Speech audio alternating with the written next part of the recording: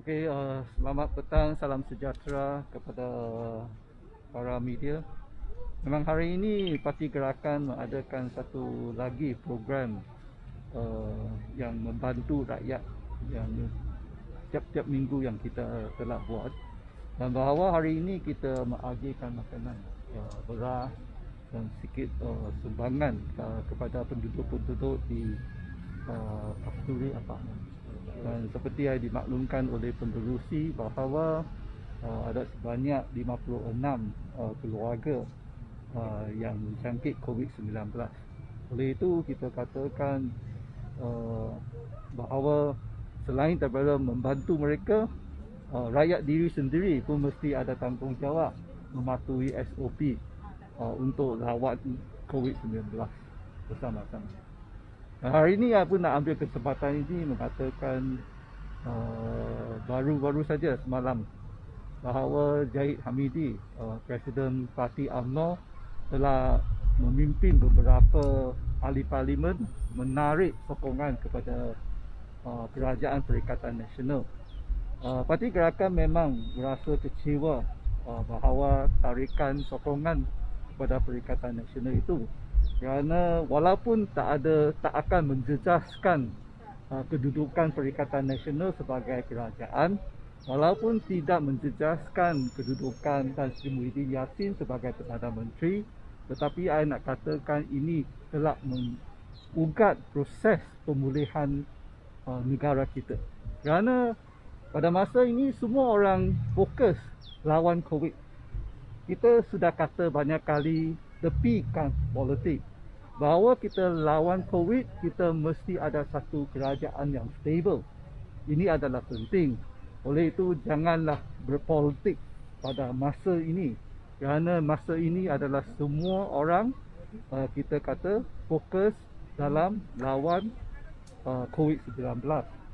Tambahan pula Perdana Menteri sudah kata selepas COVID-19 telah terkawal, selepas semua rakyat kembali kepada kehidupan harian biasa, beliau Perdana Menteri akan bubarkan parlimen dan memberikan mandat kepada rakyat untuk memilih wakil-wakil rakyat masing-masing. Oleh itu kita katakan bahawa adalah penting kita semua orang kena fokus macam mana kita lawan COVID-19. Tambahan pula, kita nampak Zahid Hamidi sebagai Presiden UMNO pun tak ada majoriti sokongan. Pakatan Harapan pun tak ada majoriti sokongan. Oleh itu, buat apalah kita nak pada masa yang kritik ini, kita nak politik pada isu-isu ini. Mengapa kita tak boleh tepikan politik, fokus macam mana membantu rakyat, memberikan bantuan kepada rakyat lawan COVID bersama-sama. Ini perkara yang pertama. Yang kedua, saya nak bangkitkan isu yang pada 2 hari bulan Ogos, yang ada satu perarakan atau demokrasi oleh ahli-ahli parlimen Pakatan Harapan yang dari dataran Merdeka pergi ke parlimen. Dan saya nak ucapkan tahniahlah kepada Tun M, kerana walaupun beliau sudah umur 96 tahun, apabila beliau mendapati dia sudah mengakui adalah salah bahawa tidak boleh mengadakan demokrasi itu semasa wabak pandemik COVID-19 ini. Dengan itu dia mengaku salah dan dia memohon maaf. Oleh itu sekarang nak ambil kesempatan ini, saya nak minta semua pemimpin-pemimpin Pakatan Harapan, terutamanya Anwar Ibrahim, Lim Guan Eng, semua ahli-ahli parlimen mereka memohon maaf kepada rakyat. Kerana ini adalah penting. Jika katakan YB itu telah dijangkit COVID-19, dan ini akanlah menambahkan beban kepada semua barisan hadapan, terutamanya kaki tangan di hospital, doktor-doktor, jururawat semua akan sibuk untuk merawat mereka. Ini akanlah tidak membantu negara kita, tetapi menambah beban kepada mereka. Oleh itu saya pun nak ambil kesempatan ini mengatakan minta semua ahli-ahli parlimen yang mengambil bahagian dalam demokrasi itu buatlah swab test dengan secepat mungkin. Kerana Delta itu memang hebat. Kita pun tak tahu apa yang boleh berlaku. Oleh itu saya berharaplah YB dari Pakatan Harapan itu buatkan swab test dan jika dijangkit mendapatkan rawatan dengan secepat mungkin. Pendapat YB dia punya orang kata objektif. Apakah objektif sebenarnya untuk membuatkan orang kata demonstrasi tu? Kita dapat tahu pada waktu sekarang semua orang nak memerangi COVID dan juga dia pun tahu kesalahan dia dan juga orang kata adakah seperti ayat yang cakap tu seperti yang tindakan dia sama. Dan apa yang bakal berlaku akan datang nanti? Kalau tengok bersituasi sekarang apa yang bakal berlaku nanti? Tak faham.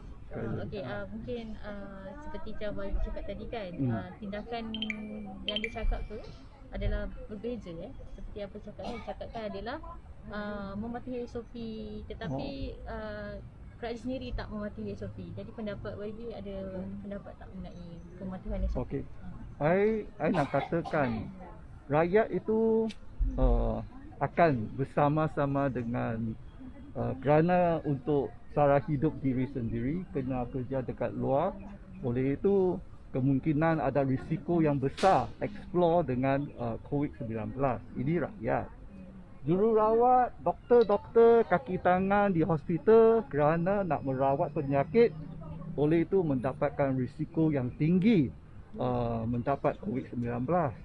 Manakala itu MP, ahli parlimen Pakatan Harapan itu sibuk buatkan demokrasi dan ini adalah juga satu risiko yang sangat tinggi untuk dijangkit COVID-19. Mereka adalah wakil rakyat. Maksud apa wakil rakyat? Wakil rakyat adalah bertanggungjawab memberikan satu contoh yang baik untuk rakyat untuk diikut. Janganlah minta rakyat mengikut SOP dan diri sendiri tidak ikut SOP. Yang ini kita tak boleh terimalah. Oleh itu saya nak minta semua rakyat dengan mata yang jelas itu nampaklah atau memantaulah semua wakil rakyat diri sendiri. Apabila adakah mereka bersama dengan rakyat, memberikan bantuan dengan rakyat. Dan sekali lagi saya nak katakan Kerajaan Perikatan Nasional telah memberikan peruntukan 300,000 kepada semua wakil rakyat ahli parlimen. Dan adakah mereka menggunakan duit ini untuk membantu rakyat atau tidak? Oleh itu rakyat, marilah kita bersama-sama untuk memantau semua wakil rakyat di negara kita. Terima kasih. Okey. Terima kasih. Bang, boleh bang cerita sikit tentang kawasan DPR ini? Assalamualaikum dan selamat petang. Saya sebagai pengurusi Persatuan Apartmen Kasuri, nama saya Muhammad Fazil, mewakili penduduk untuk satu blok ni ada 300 dan blok apartmen ni sejarahnya dalam tahun 2008 dah dibina lah. Dan 300 pintu keluarga yang yang punya rumah di sini lah. Dan ni adalah kos rendah B40 dan pada zaman sekarang ni kita mengalami kesusahan sikit lah sebab kita ada yang bekerja yang pendapatan rendah dan terputus pendapatan tu ada serta ada juga kehilangan pekerjaan.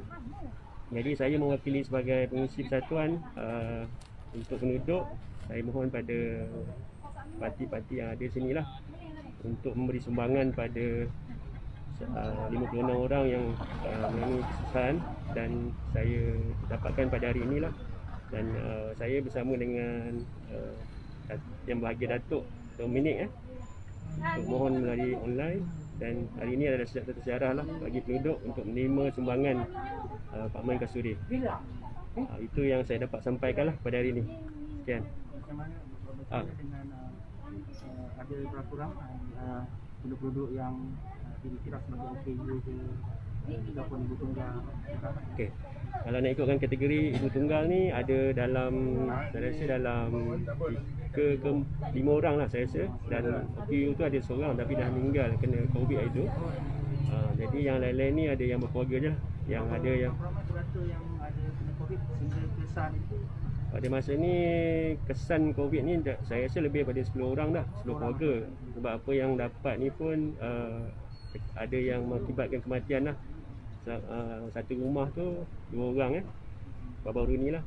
Dan kesan jugalah pada pihak kami lah, sebab kita ni kos rendah, jadi kita mengalami dari segi pendapatan kekurangan. So, apakah langkah-langkah yang drastik, langkah-langkah yang dibuat oleh penduduk pada persatuan ini? Baru ni saya ada mohon pada Parlimen Batu Razak untuk sanitizer kawasan ni sebanyak 2 kali, dan pihak JMB pun ada kerjasama dengan pihak persatuan lah untuk membantu untuk buat gotong royong sanitizer. Dan setiap berlakunya kes turun naiknya dalam kawasan ni, kita akan sanitizer balik lah untuk menjaga kesihatan penduduk lah dan keselamatan penduduk. Okey, mengenai dengan keselamatan penduduk ni, sekarang ni ramai yang orang kata terkesan sampai ada yang nak bunuh diri kan. Jadi ada tak orang kata backup plan ataupun Okey, kalau ikutkan baru-baru ni berita kan, kita banyak menerima kematian, ada yang gantung diri, bunuh diri kan. Tapi bagi saya, kita cubalah selesaikan dari segi penyelesaian lah bagi penduduk lah. Terutamanya macam nak katakan dari segi kewangan dari persatuan ni memang kita tak ada. Tapi kita usahakanlah untuk dana lain. Kita cari barang-barang, bantuan, barang basah, dan kita akan cari NGO-NGO lain lah. Kita persatuan ni sebenarnya baru ditubuhkan 2 tahun yang lalu. Tapi kita tak ada pendapatan yang mencukupi lah untuk dana menampung penduduk lah. Untuk kos yang untuk kebajikan penduduk. Wakil rakyat Bandar Batu Razak ada turut tak ke Padang mengadukan bantuan makanan? Okey, saya terima semalam bantuan bako makanan. Kira saat akhir lah. Saya pun ada push beberapa kali, tapi sumbangan dia tidak memberi makna bagi saya, sebab dia ada cuma bagi saya dalam 20 bungkusan pada penduduk. Sebab yang susah ni ada lebih kurang 56 orang. Jadi saya kena cari bantuan lain lah untuk menampung bungkusan penduduk lah. Jadi Parlimen pun yang wakilkan pada pegawai atasan lah untuk diorang singgah sini semalam. Ya. sekarang kalau dari segi jawatankuasa ada berapa sebenarnya dekat sini? Ataupun ada berapa anggota dekat sini? Maksudnya? Ada jawatankuasa penduduk kan? Ada berapa dekat blok? Okey, kalau ikutkan kita ni persatuan penduduk ni ada AJK lah, ada dalam, saya ingat dalam 20 orang lah untuk membantu persatuan. Tapi penduduk lain membantu jugalah. Sebagai penduduk sini tetap dia akan bantu saya lah untuk menguruskan apa-apa juga program yang ada lah. Ada isu-isu lain tak? Mungkin ada permasalahan, mungkin ada orang apa-apa kata yang nak ada, diketengahkan ke, yang nak macam diwar-war ke. Okey, saya baru-baru ni ada terima jugalah satu keluarga ni, ada satu kedua keluarga lah ada yang terputus pendapatan sebagai peniaga kan. Jadi dia nak bayar sewa rumah tu lebih kurang 800. Jadi sebanyak 2 bulan dia tak mampu nak bayar. Jadi yang satu kes lagi ni anak dia dia operate kat sini lah, dia punya penafasan sempit kan. Jadi kos dia tu lebih kurang dalam 4 ke 7 ribu lah lebih kurang. Dia pun tak mampu sebab company dia ada potong dia punya pendapatan lah, sebab bilang dia tutup kan untuk selama 2 bulan tu. Jadi saya tak dapat yang mencari dana tu lah untuk membantu dia.